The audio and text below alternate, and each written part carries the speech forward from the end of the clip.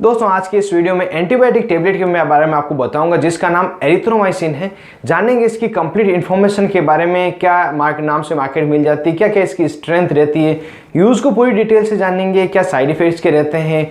Video class में आपको बताऊंगा क्या इसकी डोज रहती है, कितनी मात्रा में इसको लेना होता है और क्या ये प्रेगनेंसी में दी जा सकती है या नहीं दी जा सकती, और एजिथ्रोमाइसिन के मुकाबले कि एरिथ्रोमाइसिन किस लेवल पे स्टैंड करती है। तो ये सभी बातें मैं आपको बताऊंगा, इसलिए वीडियो को पूरा देखें जिससे संपूर्ण जानकारी आपको एरिथ्रोमाइसिन टेबलेट के बारे में मिल सके। साथ ही वीडियो को जोर से लाइक करें और चैनल को सब्सक्राइब करना नहीं भूलें।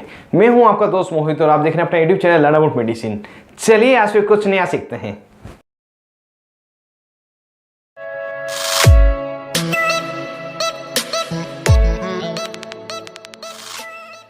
हेलो फ्रेंड्स, नमस्ते दोस्तों। एरिथ्रोमाइसिन एक मैक्रोलाइड एंटीबायोटिक है जो कि बैक्टीरियल इन्फेक्शन को ठीक करने के लिए प्रयोग में लाई जाती है। यह बैक्टीरिया के प्रोटीन प्रोडक्शन को कम करके इन्फेक्शन को ठीक करता है। एरिथ्रोमाइसिन एजिथ्रोमाइसिन के ही क्लास की एक दवा है, उसी के सिमिलर है। और जब इसको एजिथ्रोमाइसिन से कंपेयर किया जाता है उस समय एरिथ्रोमाइसिन एजिथ्रोमाइसिन के मुकाबले कंपैरिजन में प्रेगनेंसी में मोर सेफ है, ज़्यादा सुरक्षित है। और पेनिसिलिन से यदि कोई व्यक्ति एलर्जिक होता है तो और उससे बैक्टीरियल इन्फेक्शन हो जाए तो उस समय भी एरिथ्रोमाइसिन मेडिसिन पेशेंट को दी जाती है और इसी कारण से इसे सेफेस्ट और मोर इफेक्टिव मेडिसिन कहा गया है। यह एरिथ्रोमाइसिन आपको इंजेक्शन फॉर्म में, टेबलेट फॉर्म में, कैप्सूल, सिरप, सस्पेंशन, आई ड्रॉप, क्रीम तथा ऑइंटमेंट सभी फॉर्म में मार्केट मिल जाएगा। लेकिन इस वीडियो में हम एरिथ्रोमाइसिन टेबलेट के बारे में सीखेंगे।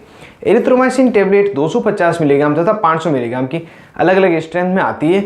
और जैसा कि आपको पता है एरिथ्रोमाइसिन दवा का जेनेरिक नाम है, केमिकल नाम है। अगर इसको मार्केट से खरीदते हमें ब्रांड नेम की आवश्यकता होती है, तो कुछ पॉपुलर ब्रांड नेम पर हम जान लेते हैं। इसकी सबसे ज़्यादा जो पॉपुलर ब्रांड है वो एल्थ्रोसिन टेबलेट है, जो एलेम्बिक द्वारा बनाई जाती है। अब इसको सभी भली भांति परिचित है। इसके अलावा एल्टोसिन डीएस, एराइसिन, ऑर्थ्रोसिन टेबलेट, ये कुछ इसकी पॉपुलर मैंने ब्रांड बताई है। और हो सकता है ब्रांड आपके एरिया में कोई अलग नाम से मिले, क्योंकि जो ब्रांड नेम रहती है एरिया और डॉक्टर के अकॉर्डिंग अलग ले रहती है। जब आप इस टेबलेट को मार्केट से खरीदते हैं तो कुछ ब्रांड में आपको एरिथ्रोमाइसिन एस्टोलेट लिखा हुआ मिलेगा, किसी में एरिथ्रोमाइसिन इथाइल सक्सिनेट लिखा हुआ मिलेगा और किसी में एरिथ्रोमाइसिन स्टीरेट लिखा हुआ मिलेगा। लेकिन इन सभी नामों से आप बिल्कुल ही कंफ्यूज नहीं हो, क्योंकि ये सभी एरिथ्रोमाइसिन की अलग अलग फॉर्म है। सिर्फ इसका नाम अलग है, वर्क सभी का सेम रहता है, तो आप इससे कंफ्यूज नहीं हो। दोस्तों इसकी जनरल इन्फॉर्मेशन जानने के बाद बढ़ लेते हैं इसकी यूज़ की तरफ। क्या क्या इसके प्रयोग हैं। जैसा कि बैक्टीरियल इन्फेक्शन को ठीक करने के लिए प्रयोग में लाया जाता है। यदि किसी व्यक्ति को रेस्पिरेटरी ट्रैक का इन्फेक्शन हो गया हो, जैसे टॉन्सिलाइटिस हो गया हो या किसी को फेरेंगाइटिस हो गया हो, ये दोनों ही गले के इन्फेक्शन है। इसमें गले में सूजन आ जाती है, दर्द रहता है, थूक निकलने में भी व्यक्ति को परेशानी रहती है और कई बार इसके होने से बुखार भी व्यक्ति को आ जाता है। तो उसको ठीक करने के लिए एरिथ्रोमाइसिन टेबलेट डॉक्टर द्वारा प्रिस्क्राइब की जाती है। इसके अलावा डिप्थीरिया नाम से एक बीमारी है जो 2 साल से लगाकर 10 साल के बच्चों में ज़्यादातर देखी गई है। इसमें भी गले में आपको सूजन आ जाएगी, खांसी बहुत ही ज़्यादा व्यक्ति में रहती है और उसको गले में दर्द होने लग जाता है। तो उस समय में भी यह टेबलेट दी जाती है और जो सीवियर स्टेज है डिप्थीरिया की, उस समय एरिथ्रोमाइसिन दवा काम करती है। और कुछ बीमारियाँ ऐसी जिसमें फर्स्ट चॉइस मेडिसिन है डॉक्टर की, जैसे कि न्यूमोनिया, यह एक लंग्स इन्फेक्शन है जिसमें व्यक्ति को चेस्ट में पेन रहता है, खांसी होती रहती है और श्वास लेने में उसको परेशानी रहती है। इस न्यूमोनिया को ठीक करने के लिए एरिथ्रोमाइसिन टेबलेट डॉक्टर की फर्स्ट चॉइस मेडिसिन है। इसके अलावा वूफिंग कफ में भी ये फर्स्ट चॉइस मेडिसिन है डॉक्टर की। इसमें हमें हिंदी में इसको काली खांसी बोलते हैं और व्यक्ति को ज़्यादा खांसी चलती है और खांसी के साथ तेज़ आवाज़ आती है, तो इस समय में भी यह दवा डॉक्टर प्रिस्क्राइब करते हैं। मतलब निमोनिया तथा वूफिंग कफ, इन दोनों में ही डॉक्टर की फर्स्ट चॉइस मेडिसिन यह है।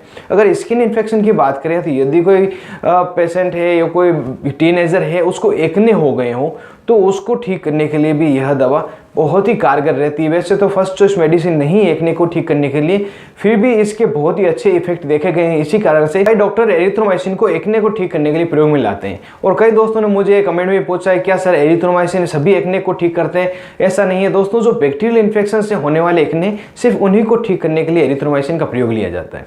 इसके अलावा एक स्किन इन्फेक्शन और है दोस्तों, सिफाइलिस जिसे बोलते हैं, जिसमें हमारी स्किन पे अल्सर हो जाते हैं, ओपन ब्लिस्टर हो जाते हैं, उसमें पस जैसी पड़ जाती है और ये सेक्सुअली ट्रांसमिटेड डिजीज है, तो उसको ठीक करने के लिए भी एरिथ्रोमाइसिन बहुत ही फायदेमंद है। इसके अलावा अगर महिलाओं में बात की जाए, पल्विक इन्फ्लामेटरी डिजीज जिसमें क्लामाइडिया, गोनोरिया, ये दोनों मुख्य है, जिसमें महिला को वेजाइनल डिस्चार्ज होने लग जाता है, पेशाब में जलन होती है और ओवेरी, यूटेरस तथा वेजाइना में इसको इन्फेक्शन हो जाता है। और यह इन्फेक्शन यदि टाइमली ठीक नहीं किया जाए तो महिला को प्रेगनेंसी कंसीव करने में परेशानी होती है। इसी कारण से इसको बहुत ही जल्दी ठीक करना होता है और इसको अच्छी तरह से ठीक करने के लिए एरिथ्रोमाइसिन का प्रयोग डॉक्टर ज़्यादातर करते हैं और बहुत अच्छा उन्हें रिजल्ट मिलता है।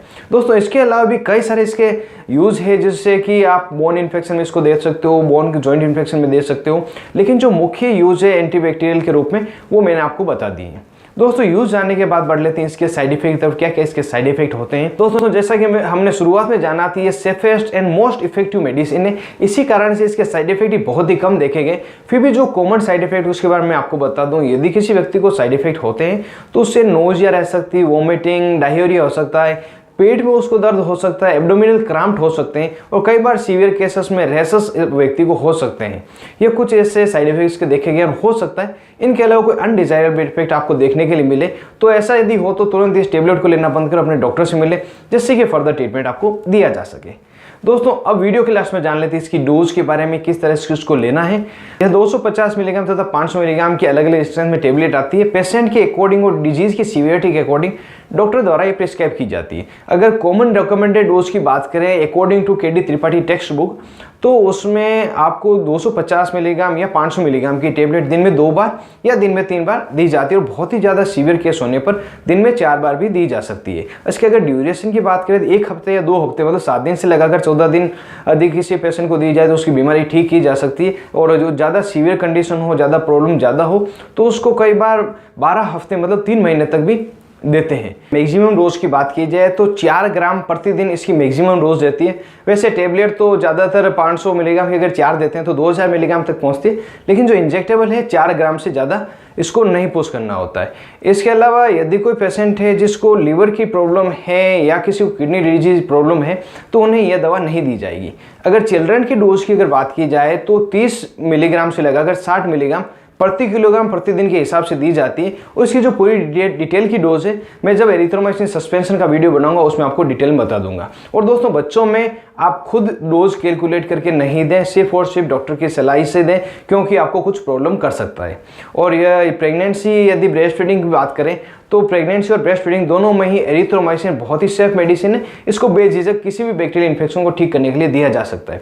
और डोज के लिए यदि एजिथ्रोमाइसिन को एरिथ्रोमाइसिन से कंपेयर करें तो इस समय एरिथ्रोमाइसिन की जो डोज रहती है कंपेयर टू एजिथ्रोमाइसिन हाई रहती है। जैसा कि अब आप सभी को पता है एजिथ्रोमाइसिन की डोज है 500 मिलीग्राम की एक टेबलेट दिन में 1 दी जाती है, लेकिन एरिथ्रोमाइसिन की हमें दिन में 3 या दिन में 4 बार भी देनी पड़ती है। बस एक ही इसका ड्रॉबैक है, इसकी जो डोज है वो हाई देनी होती है। इसी के साथ में एरिथ्रोमाइसिन के बारे में कंप्लीट इन्फॉर्मेशन आपको बता दी है। उम्मीद कर रहा हूँ वीडियो आपके लिए हेल्पफुल रहेगा, आपको जरूर से पसंद आएगा। और यदि आपको वीडियो पसंद आ गया हो जरूर से इसको लाइक करें और ज़्यादा से ज़्यादा इसको शेयर करें जो किसी और के भी ये काम आ सके।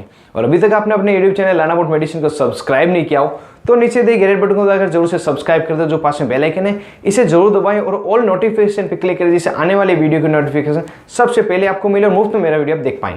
आप तो अपने दोस्त मोहित दादी के साथ देख लेते अपना YouTube channel learn about medicine. Thank you friends, take care and be careful medicine users.